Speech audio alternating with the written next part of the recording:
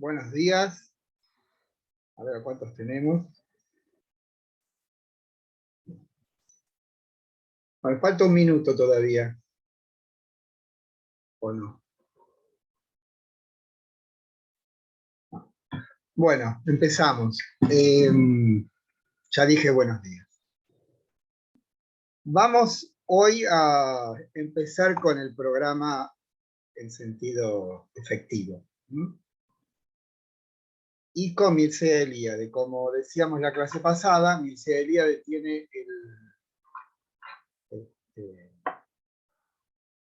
no sé si el privilegio, pero sí el sentido de mostrarnos la esencia del fenómeno religioso a través de una indagación acerca de, no del mito en general, sino de un tipo determinado de mitos, que son los mitos cosmogónicos. Un mito cosmogónico, vamos a hacer algo, empezar con algo que seguirá todo el cuatrimestre, es las etimologías. Cosmos se traduce al latín como mundo, pero en un sentido limitado. O sea, cosmos en griego quiere decir fundamentalmente belleza, orden, armonía, simetría, todo este tipo de... son atributos, ¿no? Más que un sustantivo, son una acumulación de atributos. En castellano, o en latín, aparece solamente en la palabra inmundo, pero nadie dice qué mundo día. La palabra cosmos, entonces, que hace referencia a la armonía, también hace referencia a la totalidad de las cosas. Y ahí tenemos la palabra cosmética, por ejemplo, ¿no? No se cosmiza, quiere decir que se adhiere a un principio de belleza, ¿no? Y Güne es origen, y ahí viene la palabra mujer también. Bien. Mircea Eliade entonces comienza este pequeño libro que, bueno, voy a decir algo acerca del libro. Es un libro pequeño, se llama Mito y Realidad. Y tiene todos los signos de ser un libro hecho por encargo editorial, donde se convoca a personas relevantes de una disciplina determinada y les piden una obra de difusión. Pero eso no quiere decir que este libro, siendo de difusión, sea simple. Lo que es seguro es que detrás de cada afirmación de Mircea Eliade hay miles de páginas o de horas de investigación. Si ustedes quieren, digamos, extenderse con Mircea Eliade, él tiene una obra en 4 tomos, después innumerables libros, ¿no? La obra principal de él se llama Historia de las ideas y las creencias religiosas. Está en 4 tomos. Le digo esto de cada página o cada párrafo tiene una enorme investigación detrás, porque si ustedes miran dentro de los libros de esta obra principal de él, van a ver que la 4ª parte del libro son notas bibliográficas. Vamos a ver si hay alguna. Dicen que no escuchan nada. Bueno, después de todas maneras saben cómo vamos a hacer. Se termina esta porción de 40 minutos, dejamos que se grabe la clase, son unos 2 o 3 minutos, y después reiniciamos, ¿sí? Otros 40 o lo que sea necesario. Hacemos un break, como si fuese un break en una clase. Bueno, les estaba diciendo del carácter de esta obra de Mito y Realidad. Ya dentro del libro y desde el punto de vista formal, él dice al principio, el fenómeno religioso no es indagado en esta época como lo era anteriormente. A lo que se está... La clase queda grabada en el campus del CBC. Pero el chat me perturba. Él dice que el fenómeno religioso, tal como era investigado en épocas anteriores, estaba como contaminado de eurocentrismo. si se investigaba a los Dayaks de Borneo, que parece que les cortaban la cabeza a los enemigos, les sacaban el cerebro y se lo comían, la descripción de ese fenómeno, digamos en aquella vieja escuela de la etnología o de indagadores del fenómeno religioso, era un juicio sobre la barbarie de estos individuos, ¿no? Que entre paréntesis, convengamos que a las personas en esa condición, él lo llama de un modo neutro, comunidades arcaicas, ¿sí? Después vamos a hablar qué significa la palabra arcaica. Bueno, dice, eso ya ha cambiado, ¿no? Yo creo que lo que ha hecho cambiar a esta rama de la investigación del fenómeno humano es que después de Auschwitz nadie puede decir que tal o cual cultura es bárbara y nosotros no, ¿no? Porque si algo ha hecho Europa Occidental y cae de alguna manera sobre lo que en ese momento era el país más ilustrado, que es Alemania, se cometieran los crímenes más horrorosos contra la humanidad. O sea, ¿qué autoridad moral tenemos de juzgar a tal o cual como bárbaros o vernos nosotros como la culminación de la civilización y a esos otros los vemos como en un estado embrionario o de niñez? El otro, o sea, nosotros somos los maduros y ellos son los niños. El otro aspecto, así digamos, que rodea esta obra es que la nueva manera de encarar al fenómeno, esto es, absteniéndose de emitir juicios de valor, es tratar de empaparse de los fenómenos. Y eso, para mí, está asociado también con esta nueva disciplina o este nuevo método que aparece a principios del siglo XX en Alemania, que es la fenomenología.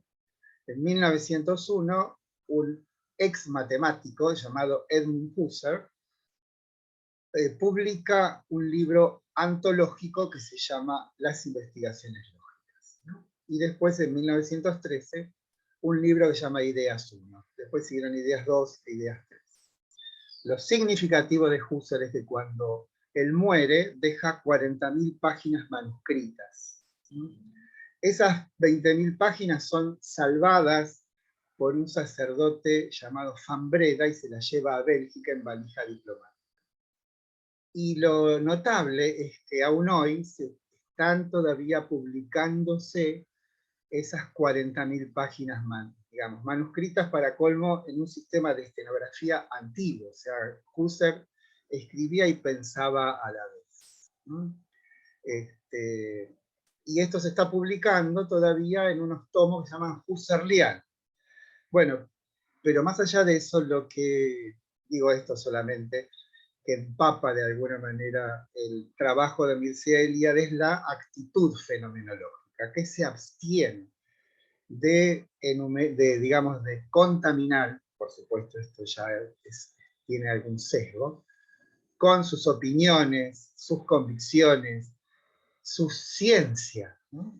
Y dejar que el fenómeno juegue libremente en nosotros, ¿no? Esa es la postura. O sea, yo no voy a indagar, como decíamos, a los Dayaks de Borneo con la actitud de un entomólogo que está estudiando las costumbres de los insectos, sino que voy a tratar de describir con un horizonte teórico determinado cuáles las características de sus costumbres.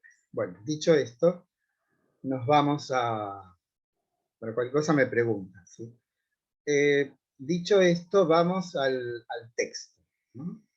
Como digo, lo que va a indagar en este capítulo en particular es el fenómeno religioso. En un aspecto, lo que va a hacer ahora es un acotamiento progresivo de su objeto de estudio.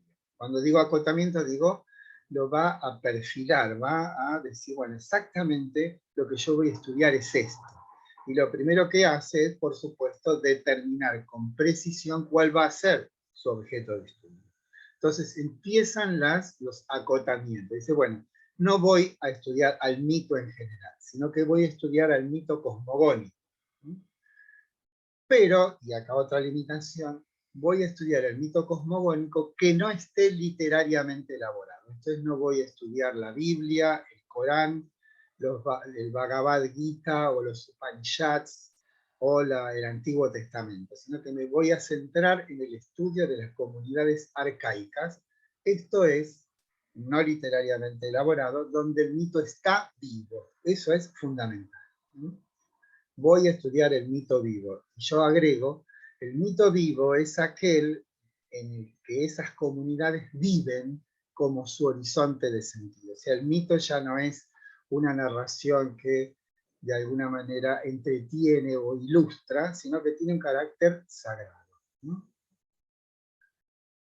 Con esto quiero decir que necesita cierta clausura, cierto misterio, cierto secretismo.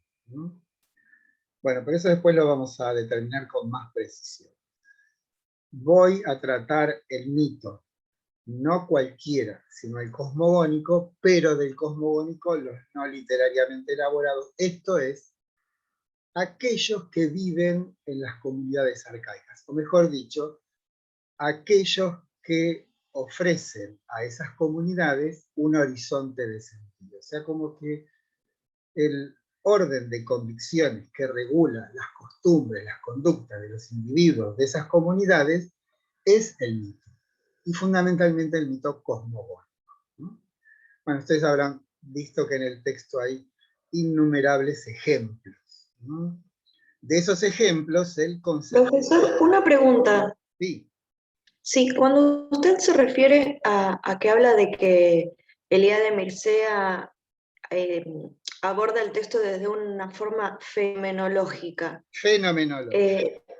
quiero ver si entendí bien. ¿Se refiere a que él no emite juicios de valor y simplemente que describe el fenómeno tal cual es? ¿Entendí bien el concepto? Eso es la fenomenología en general, pero digo, esa prevención que él al principio de la obra hace y dice, diciendo, no vamos a actuar como sí hacían los investigadores del siglo pasado, supongamos, donde la postura de esos individuos era: nosotros somos europeos, somos de alguna manera la forma reflexiva de la humanidad porque hemos llegado a la mayoría de edad, y ustedes, los de las comunidades arcaicas, son una forma de individuos embrionarios, ¿no? Embrionarios, y deben tender hacia lo que somos nosotros.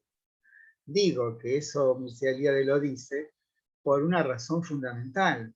Después de Auschwitz, ¿qué autoridad moral tienen los europeos de juzgar? Esa es una razón, digamos, ética, ¿no? De juzgar a otras comunidades. Pero hay una razón metódica que tiene que ver, es así, con la fenomenología, que justamente la actitud es dejar que el fenómeno se muestre sin interpelaciones o intervenciones subjetivas nuestras. Vos entendiste bien en ese sentido. Sí. Pero bueno, esto no es una nota de color, pero es como para decir más de lo que dice el libro, o sea, ampliar lo que dice el libro. Para eso, si no, no estaría yo. ¿Sí? Para poder ayudar en eso. Bueno, como decíamos entonces, tiene todas estas cuestiones metódicas que sirven para orientar la mirada hacia el fenómeno de un modo despojado.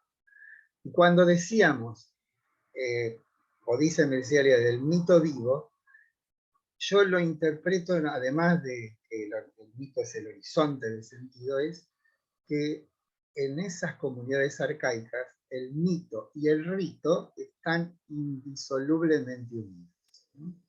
El ritual sería el aspecto activo, el aspecto, podemos decir, de expresión corporal, si se me permite, de lo que está dicho en el mito. O sea, en estas comunidades no hay una separación.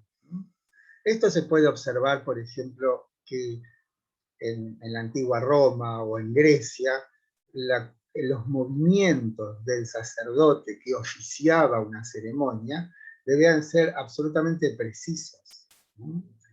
de algún modo, si uno hoy en una celebración religiosa, van a ver que el oficiante también tiene una postura determinada, o sea, el movimiento del cuerpo tiene que ver con el sentido de lo que se dice.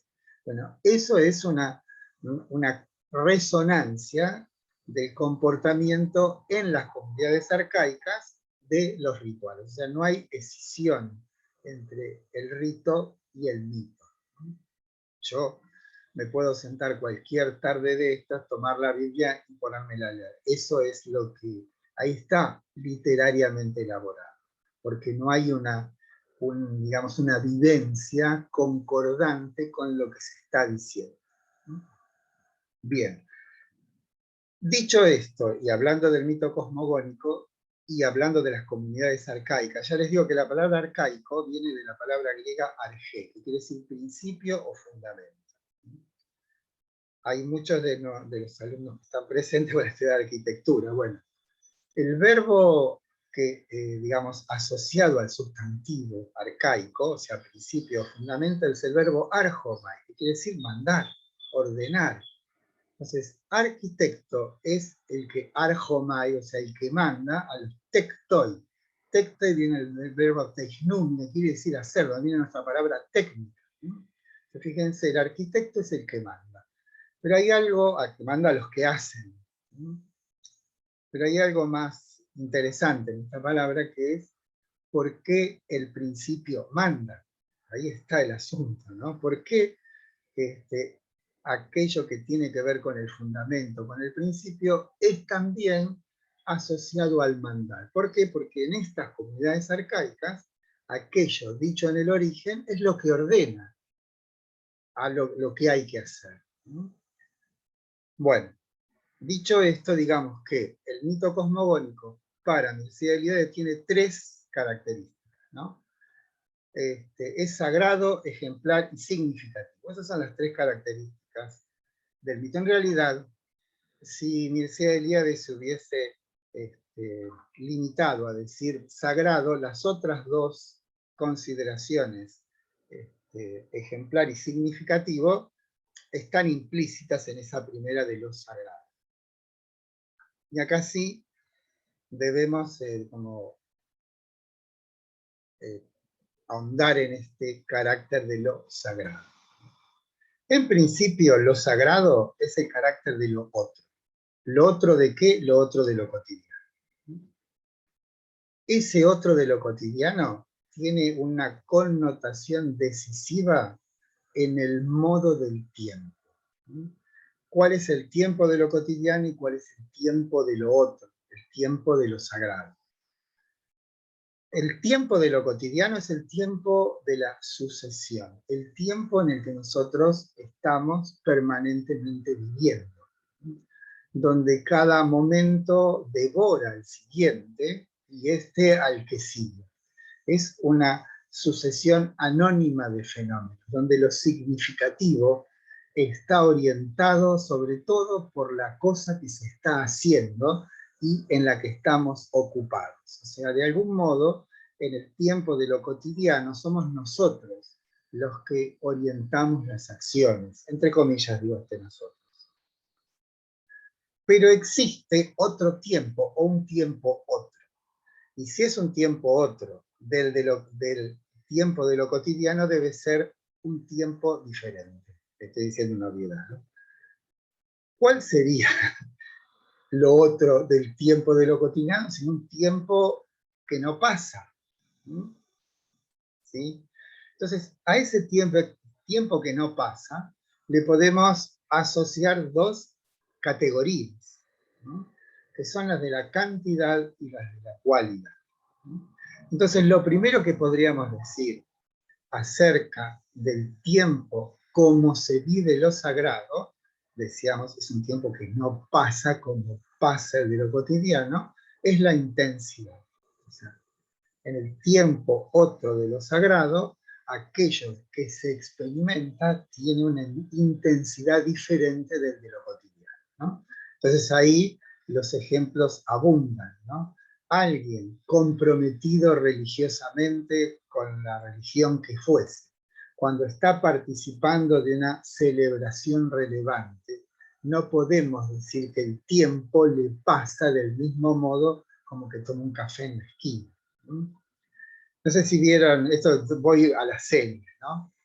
O a las películas. Ya los libros, una cosa un tanto rara. No sé si vieron la película Testigo en Peligro, ¿no? Harrison Ford y la chica Kelly McGillis trabajaban. Que se va, digamos, se refugia en una comunidad Amish. Bueno, ahí tienen un ejemplo donde lo sagrado y lo cotidiano está absolutamente imbricado, donde no hay una separación entre lo cotidiano y lo sagrado. Viven según una prescriptiva, vieron que viven en el siglo, bueno, no sé en qué siglo, digo 18 porque no hay máquinas, no utilizan ninguna máquina, todo lo que hacen lo hacen con la fuerza de los animales o de sus manos.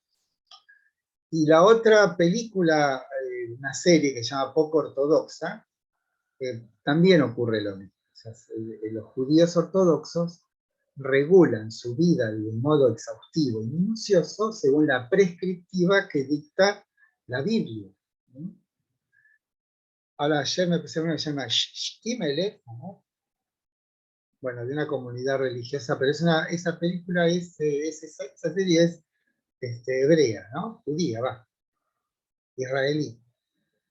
Bueno, eso es lo que sería el tiempo de lo sagrado, ¿no? Un tiempo donde lo cotidiano, o sea, no hay distracciones, no hay salidas de tono, siempre estamos ahí. Eso desde el punto de vista de la cantidad, o sea, ahí apelamos a la noción de la intensidad. Pero más relevante es la cualidad, ¿sí? O sea, lo que califica a esa experiencia como sagrada.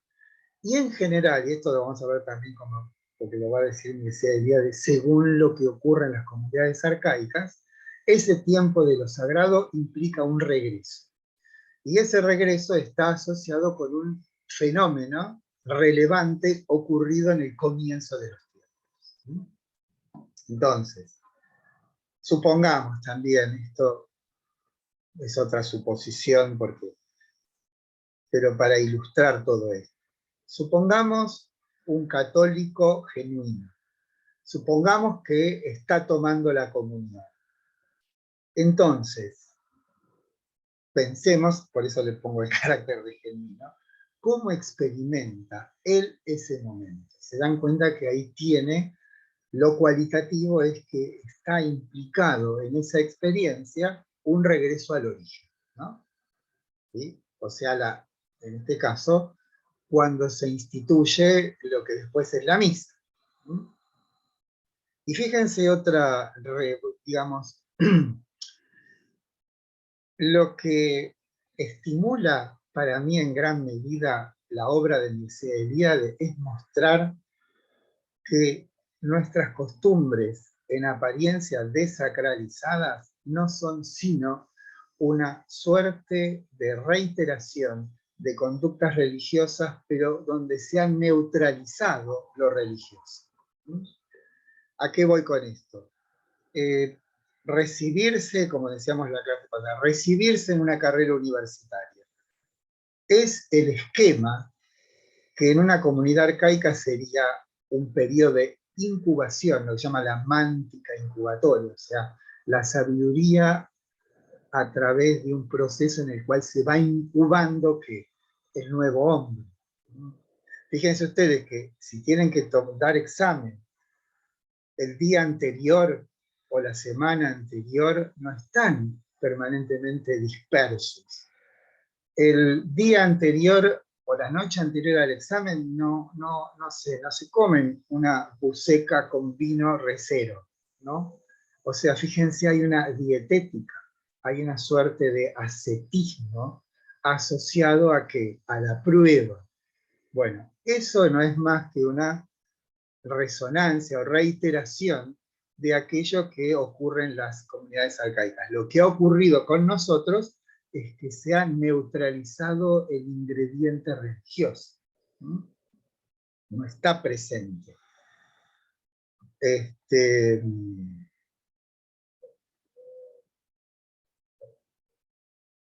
Esto es, digamos, y esto filosóficamente hablando, para Mircea Eliade, la esencia del hombre, esto no está en el texto, está en otros textos de Mircea Eliade, pero sirve para que nos demos cuenta cuál es la intención, no sé si secreta de Mircea, pero es mostrar que la esencia del hombre es su carácter religioso.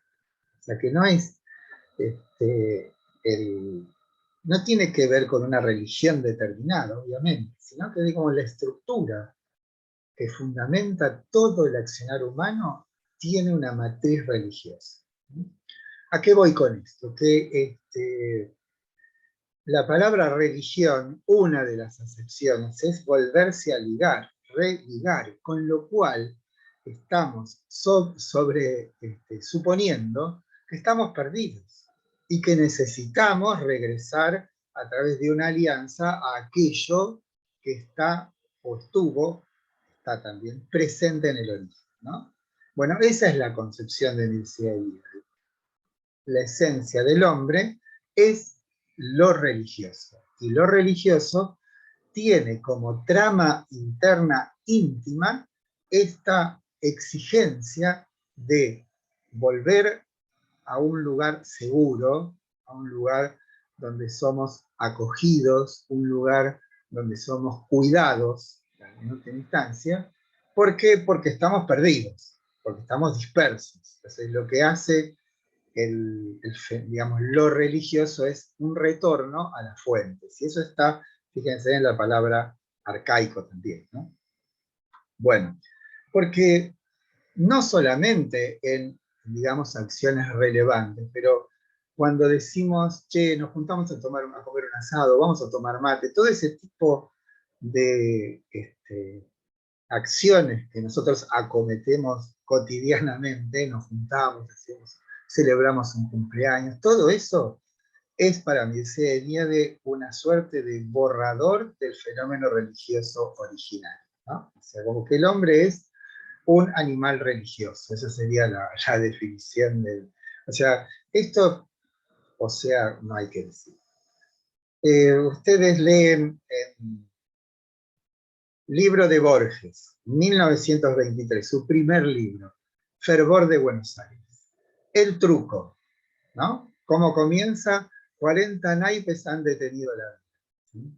Nos ponemos a jugar al truco, y Borges dice, inmediatamente nos convertimos en aquellos que fueron, y empezamos a decir cosas como, por el río Paraná vino navegando un piojo con una flor en el ojo, bueno, con una flor, no, mira, con un hachazo, bueno, no me acuerdo del dicho, hace tiempo que no juego el truco, pero ¿se dan cuenta? O sea, acciones que hoy son como cotidianas, en realidad responden a una matriz religiosa. Y la otra más, o sea, no sé si ustedes saben que aprender a curar el ojeo se hace los 24 de diciembre a las 12 de la noche y en general entre mujeres.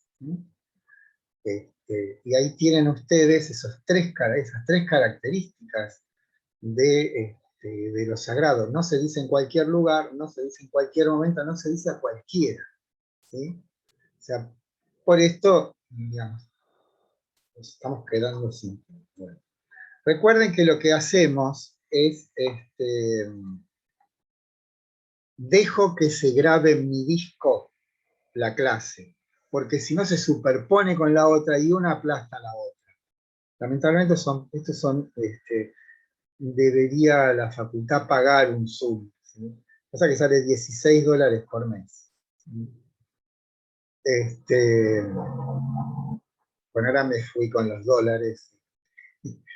Bueno, a eso vamos, con la cuestión del carácter de lo sagrado, ¿no? Como que en nuestra época aquellas acciones significativas han sido neutralizadas desde el punto de vista religioso, o sea, de su contenido religioso, pero sin embargo seguimos reiterando en la estructura, ¿no? La forma, ¿sí? Bueno, eso respecto de lo sagrado. Entonces, tengamos en cuenta que ese primer carácter de los mitos cosmogónicos, no literariamente elaborados, de las comunidades arcaicas tiene este carácter de lo sagrado. Y lo sagrado tiene que ver con lo otro. Y tiene que ver con esto que incesantemente reitera Mircea Eliade, en las comunidades arcaicas, en las celebraciones de los rituales cosmogónicos, los individuos regresan, y esto es fundamental, al tiempo fuerte del origen. ¿Por qué es fuerte? Porque en ese tiempo donde convivíamos de alguna manera con los, ¿cómo se llama? Seres sobrenaturales. Vieron que no dice Dios. Es muy cuidado el lenguaje, ¿no? Y bueno, y muestra un ejemplo en el Congo, en la Revolución de 1960, en muchas aldeas se quitó el techo de las chozas, se abrió el camino hacia el cementerio y las mujeres resultaron ser una propiedad común, porque eso estaba dicho que iba a pasar cuando, digamos, volviésemos a los orígenes, ¿no? Eso quiere decir la palabra revolución, quiere decir eso. Bueno, eso respecto al carácter de lo sagrado. Después está el carácter de significativo, ¿no? ¿Qué es lo significativo? Y aquí entramos en otra dimensión, donde nosotros lo que vamos a hacer es encontrarle su raíz de alguna manera filosófica. Cuando decíamos el mito es significativo porque es el fundamento de todas las convicciones y de las acciones, nos estamos refiriendo conceptualmente a lo que nosotros, esta convicción 14.201, vamos a llamar el horizonte de sentido. O sea, si el suelo, no quiero usar la palabra ideológico, digamos el suelo espiritual de esas comunidades arcaicas son las narraciones de los mitos cosmogónicos, lo que estamos diciendo es que aquello que pone a la luz a las cosas, a aquello que nos enfrenta, es digamos, ese cuerpo o sistema de convicciones que está articulado por la narración mítica. No sé si queda claro. Cuando hablo de horizonte de sentido, hablo de esto. Supongamos que tenemos un individuo de nuestro mundo y un celular, ¿no? Y tenemos un individuo que supongamos desconoce en absoluto el mundo nuestro, un hotentote del Kalahari, ¿sí? Si le decimos, bueno, acá está este celular, el individuo de nuestra comunidad sabe qué es un celular. En cambio, el hotentote del Kalahari diría, ah, es una magnífica arma arrojadiza, ¿no? Ahora, ¿a qué responde la constitución íntima del ente que se puso delante? A un horizonte de sentido. El hombre de nuestro mundo, en su horizonte de sentido, el celular tiene lo que ya sabemos que tiene. En cambio, para alguien que no pertenece a nuestro mundo, dice, ah, bueno, ¿se dan cuenta? ¿Qué es lo que puso a la luz el ente? ¿Qué es lo que lo volvió ente? O sea, algo que es. ¿Sí? El horizonte de sentido al cual pertenece. Pero hay algo que coincide. Coinciden en que esto es. Ahí está el asunto. Los horizontes de sentido en la primera acepción corresponden a una determinada historia cultural, espiritual, como quieran llamar. Pero lo interesante de lo que dice Mircea Eliade es que ese cuerpo de convicciones asentadas en las narraciones míticas de las comunidades arcaicas, donde el mito no está literariamente elaborado, etcétera, etcétera, no me quiero repetir, el ente sale a la luz a través de ese horizonte de sentido.